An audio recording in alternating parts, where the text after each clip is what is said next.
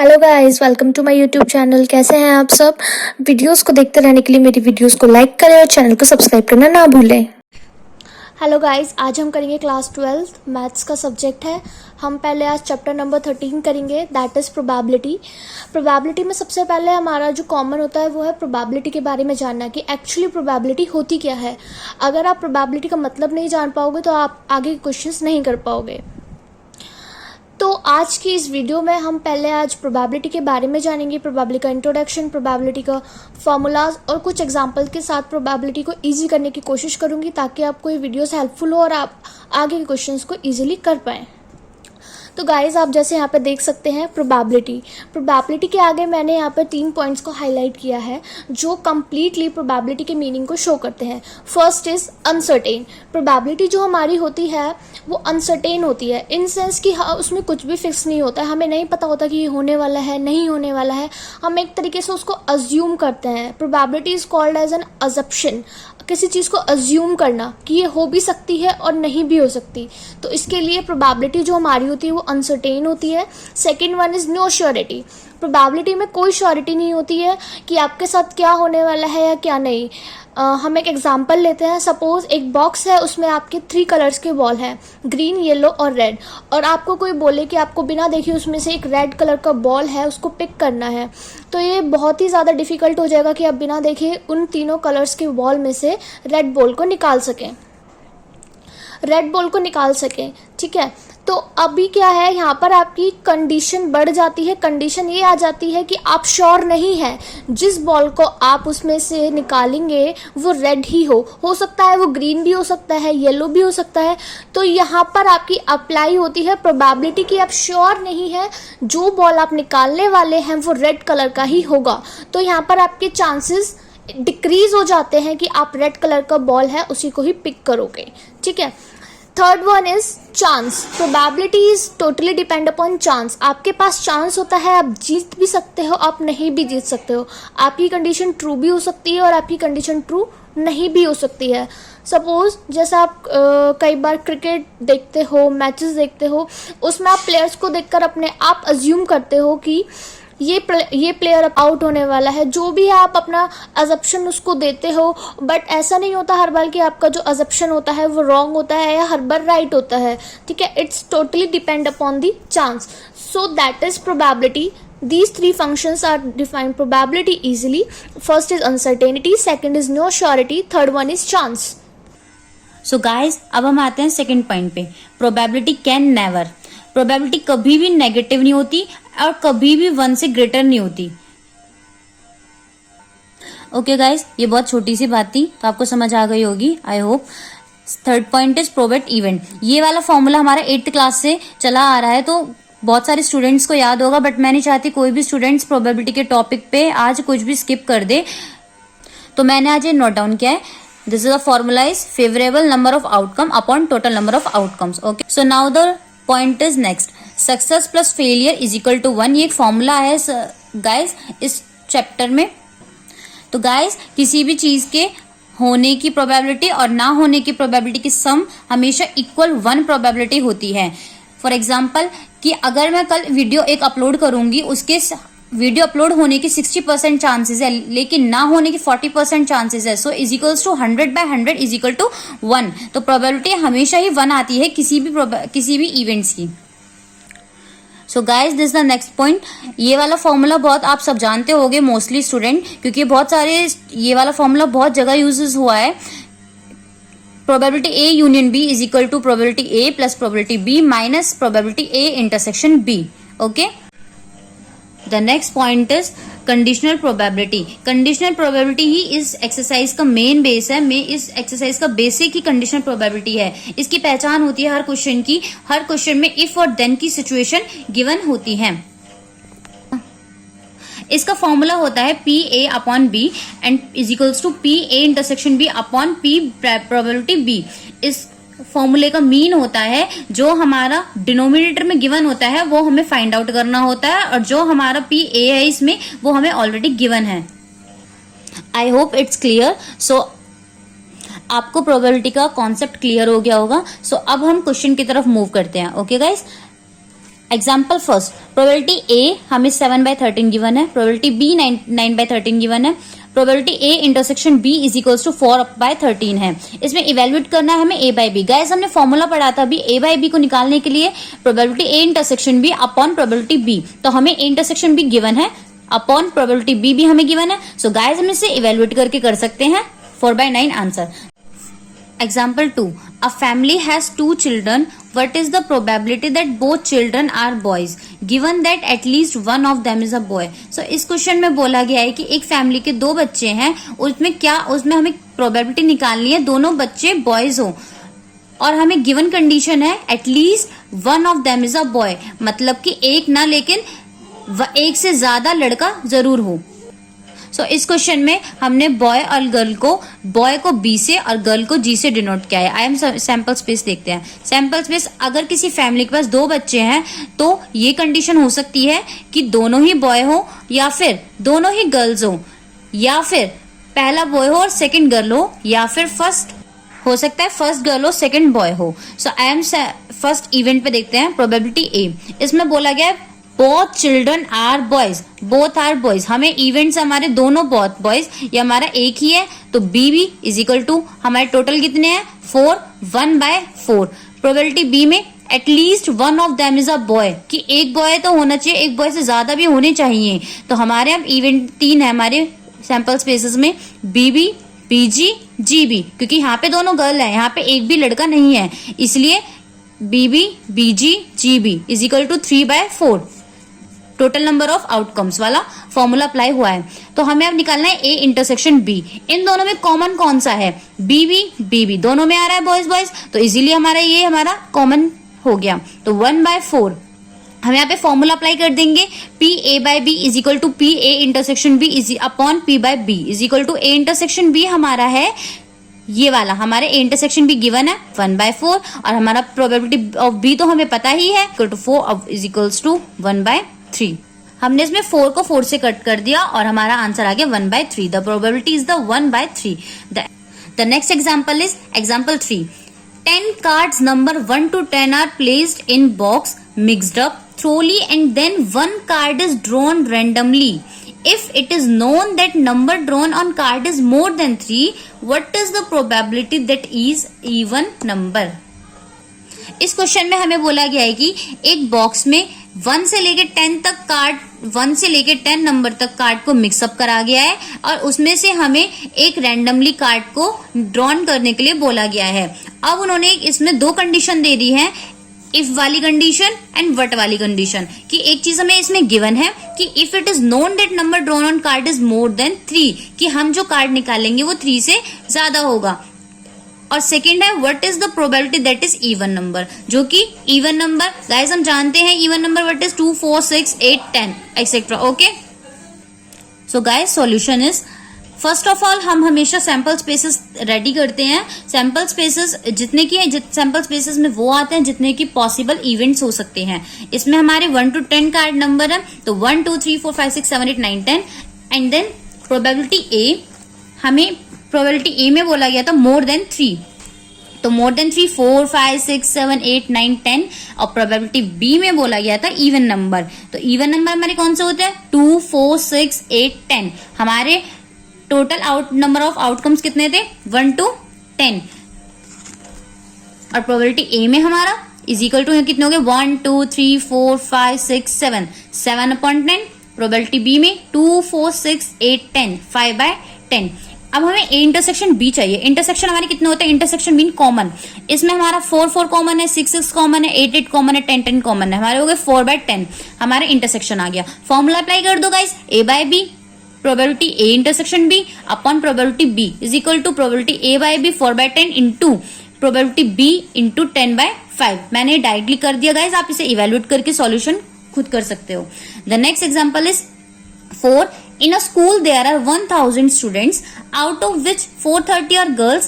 It is known that out of 430, 10% of the girls study in class 12th. What is the probability that a student chosen studies in class 12th, given that student is a girl? सो इस question में guys हमें बोला गया है कि एक school में 1000 students हैं, जिनमें से 430 गर्ल्स हैं और 430 का 10% गर्ल्स क्लास 12th में पढ़ती हैं। तो इसमें हमें बोला गया कि what is the probability that a student chosen study in class 12th, कि क्लास 12th में से एक बच्चे को लिया गया है, वो हमें नहीं पता, तो छोड़ दो इसे, हमें क्यों, हमें नहीं पता। सेकेंड कंडीशन बोला है given that student is a girl, हमें ये पता है कि हाँ भाई हमारे स्कूल में गर्ल कितनी है, तो बस। सो हमें प्रोबेबिलिटी ए इवेंट हमें नहीं पता, क्लास 12th है। प्रोबेबिलिटी बी गर्ल, इवेंट लेंगे, प्रोबेबिलिटी ए नहीं पता, क्वेश्चन मार्क। प्रोबेबिलिटी बी पता है गर्ल्स, हमारे स्कूल में कितनी गर्ल्स है, 430 गर्ल्स, तो 430 बाय टोटल कितने हैं 1000। इंटरसेक्शन भी हमें पता है, class 12th girls, class 12th में कितनी गर्ल्स है 430 का 10% हमने किया था, तो 430 बाय 1000। फॉर्मूला अप्लाई कर दो। जब हमें कोई भी फॉर्मूला निकालना हो, अगर उस 3 चीजों में से 2 चीज हमें पता हो तो फर्स्ट अपने आप निकल जाती है। तो यही है probability A by B, A intersection B upon probability B. तो ए इंटरसेक्शन बी हमारा 43 by 1000, probability B 430 by 1000, 1000 cut and 430 by 43 by 430 is equals to 0.1. The next question, the next example is example 5. A die is thrown 3 time events. A and B are defined as below. A event है हमारा 4 on third throw. B event है हमारा 6 on first throw and 5 on second throw. Find the probability of A given that B has already occurred. So guys इसमें बोला गया इस question में एक डाई को हम 3 टाइम थ्रो करते हैं और इसमें हमें कंडीशन दी गई है इवेंट्स के थ्रू कि फर्स्ट टाइम अगर हम थ्रो करेंगे डाइस को तो 6 आएगा, सेकेंड टाइम करेंगे 5 आएगा। ये बी ऑप्शन में बोला गया। सेकेंड में बोला गया कि 4 अगर हम थर्ड टाइम थ्रो करेंगे तो 4 आना चाहिए, तो इसकी प्रोबेबिलिटी बतानी है हमें। So guys the solution is, हमने सैंपल स्पेस बनाया है, हमने एक डाइस को 3 टाइम थ्रो किया था लेकिन उसके सैंपल स्पेसेस 216 आउटकम्स आते हैं, लेकिन हम इसे जब हम एक डाइस को 2 टाइम थ्रो करते हैं तो ये उसके सैंपल स्पेसेस है और उसी के बेस पर हम इस क्वेश्चन को सॉल्व आउट करेंगे। तो ये वाले कोई सैंपल स्पेसेस सबको पता होगा 1 1 1 2 1 3 1 4 1 5 1 6। अगर हम डाइस को 3 टाइम थ्रो करके भी सैंपल स्पेस बनाते तो वो ऐसे बनते 1 1 1 1 2 1 1 3 1 1 4 1 1 5 1 1 6 1। तो ऐसे ही सारे डिजिट्स कंप्लीट होते जाते हैं और हमारे सैंपल स्पेस बन जाते हैं जो कि 216 होते हैं, जो कि बहुत पॉसिबल और जो कि हम पॉसिबल है ही नहीं।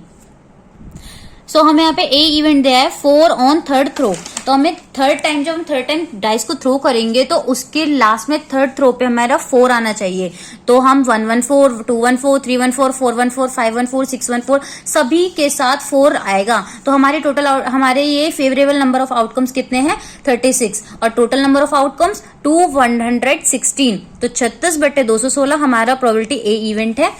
तो प्रोबेबिलिटी बी हमारा बोला गया है 6 on first throw and 5 on second throw. Firstly, 6 on first throw. 6 on first throw.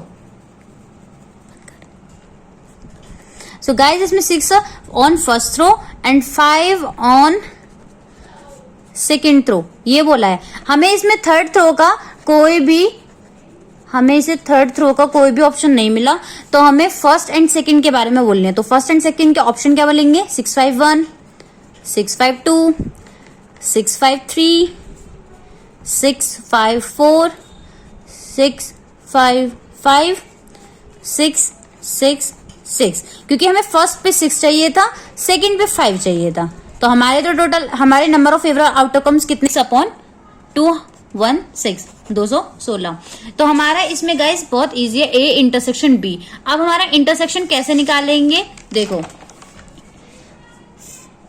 4 5 6 first second throw एक ही में मिलते हैं,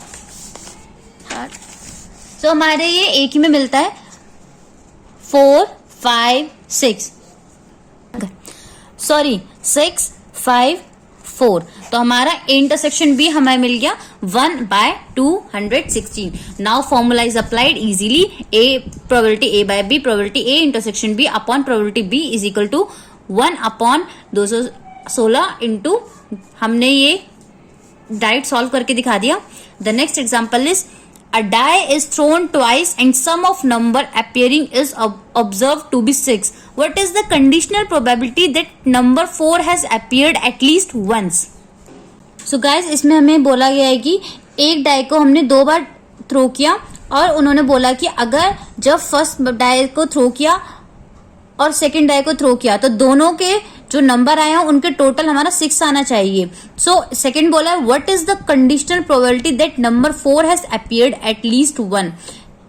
इसमें हमें बोला गया है कि दोनों डाइज में से किसी ना किसी भी एक डाई पे, इन शॉर्ट इसमें हमें बोला गया है कि एक डाई को थ्रो करने पे इसमें हम सॉल्यूशन के थ्रू सो गाइस सॉल्यूशन के थ्रू हम समझाते हैं अब आपको क्वेश्चन। आई होप आपको समझ आ जाए। द प्रोबेबिलिटी ए इवेंट में बोल रहा है हमें sum of number appearing is observe to be 6, मतलब 2 जो हमारे नंबर आए उनके टोटल 6 आना चाहिए। तो हम पिछले क्वेश्चन से ही देखते हैं। 5 1 6, 2 4 6, 3 3 6, 4 2 6, 5 1 6, हमारे ये 5 बनते हैं और हमारे टोटल कितने हमारे 36। तो 5/36 फर्स्ट इवेंट। सेकंड हमारा बोला है number 4 has appeared at least once, कि हमने एक डाई को 2 टाइम थ्रो किया लेकिन हमें किसी न किसी डाई पे 4 जरूर चाहिए। तो अगर उन्होंने अजम्पशन की है तो हमारा 4 1 4 2 4 3 4 4 4 5 4 6 1 4 2 4 3 4 4 4 5 4 6 4 हमारे ये हैं। हमारे कितने बन गए 11/36। अब हमें इंटरसेक्शन निकालना है। इंटरसेक्शन कैसे निकलेगा हमारा, देखो इसमें कॉमन क्या क्या है हमारे कॉमन हमारे क्या क्या आ रहे हैं देखो। सो हमारे कॉमन आ गए 2 4 एंड 4 2। तो हमारा इंटरसेक्शन हमारे 2/36 आ गए। नाउ अब हमें निकालना क्या था, what is the conditional probability number 4। हमें बी वाला ऑप्शन निकालना था। प्रोबेबिलिटी हमें बी की निकालनी है। तो ऑप्शन हमारा जो फॉर्मूला वो चेंज होगा, probability B by A, probability B intersection A. हमारा ए इंटरसेक्शन बी और बी इंटरसेक्शन ए दोनों ही एक होते हैं, भले लिखने के हमारे फॉर्मेट अलग होते हैं बट इनका जो इनकी वैल्यू होती है वो एक ही होती है। तो B intersection A upon P probability A. B intersection A हमारे हमने निकाला 2/36, प्रोबेबिलिटी ए हमें पता है 5/36। देन हमने सॉल्व करके आंसर हमारा 2/5 आ गया, 2/5 sorry. The next example is 7 and the last example. Consider the experiment of tossing a coin. If the coin shows head, toss it again. But if it shows tail, then throw a die.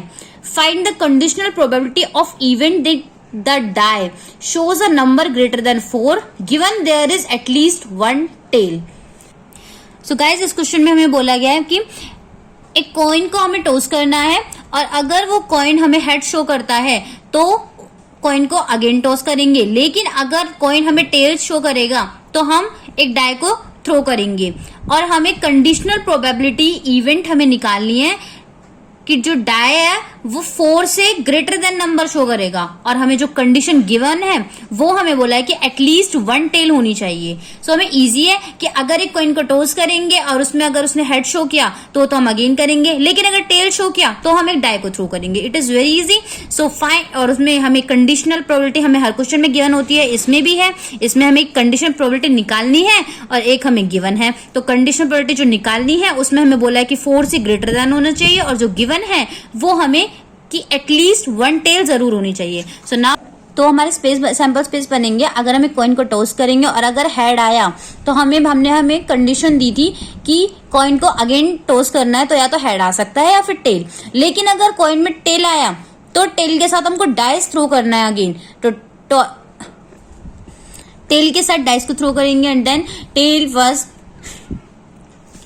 तो then tell के साथ 1 भी आ सकता है, 2 भी, 3 भी, 4 भी, 5 भी, 6 HH ST और T1 T2 T3 T4 T5 T6। Okay guys, अब हमें इनकी प्रोबेबिलिटी निकालने के लिए हमें इवेंट्स तैयार करने के लिए हमें इनकी प्रोबेबिलिटी चाहिए। तो हम how can I find out guys, head सभी जानते होंगे हेड की प्रोबेबिलिटी क्या होती है 1/2, हेड की 1/2 तो हमारा होगा 1/4। और ऐसे ही हमारी होगी T1 T2 T1 sorry T1 T की प्रोबेबिलिटी क्या होती है 1/2 इंटू 1 की 1/6, क्योंकि हमारे आउटकम्स डाइज में होते हैं 6 और टी में एच और टी, तो हमारे इसमें टोटल होते हैं 2 और इसमें होते हैं 6, तो इसलिए 1/12। Okay guys, so probability A में क्या बोला था हमें, shows a number greater than 4, तो हमारे ग्रेटर देन 4 कितने हैं, T5 T6 2 है, तो 1/12 plus 1/12 is equal to 2/12। Okay, जैसे कि T5 T6 1/2 1/6 plus 1/2 1/6 1/12 1/12 2/12 1/6। Okay guys, यही है।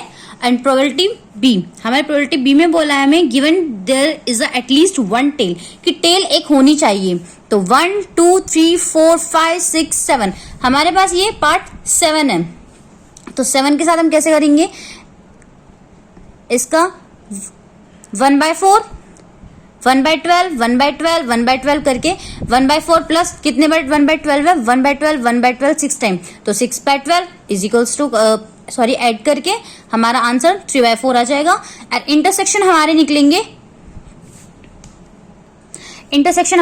क्योंकि फर्स्ट में हमें बोला था ग्रेटर देन 4, तो हमारे ग्रेटर देन 4 ये हैं, और उसमें सेकंड पार्ट में बोला था टेल जरूर होनी चाहिए, तो टेल भी है इसी में है, तो हमारी इंटरसेक्शन है 2, तो 2/12। ओके, नाउ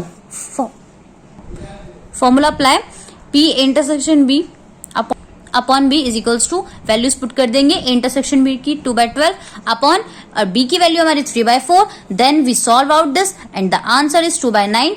एंड यहीं पे हमारी वीडियो फिनिश होती है, एंड सेकेंड वीडियो में हम इस एक्सरसाइज को कंप्लीट करने की पूरी ट्राई करेंगे।